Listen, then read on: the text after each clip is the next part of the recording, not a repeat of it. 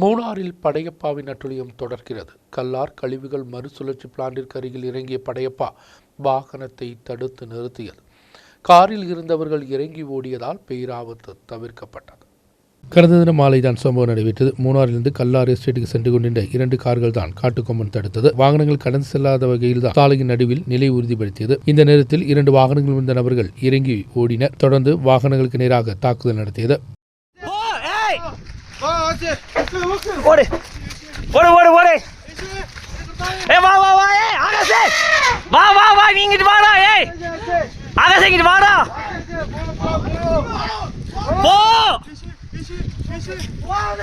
Phone சொன்னா கேளு. வா வா வா ஓடுறா பாய் பாய் வாடா பாய் வாடா பாய் வண்டி அது வந்துடுறா பாய் வாடா வாடா பாய்.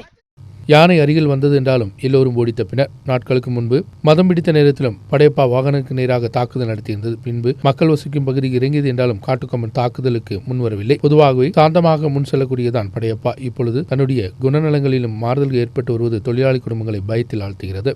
நியூஸ் பீரோ மூணார்.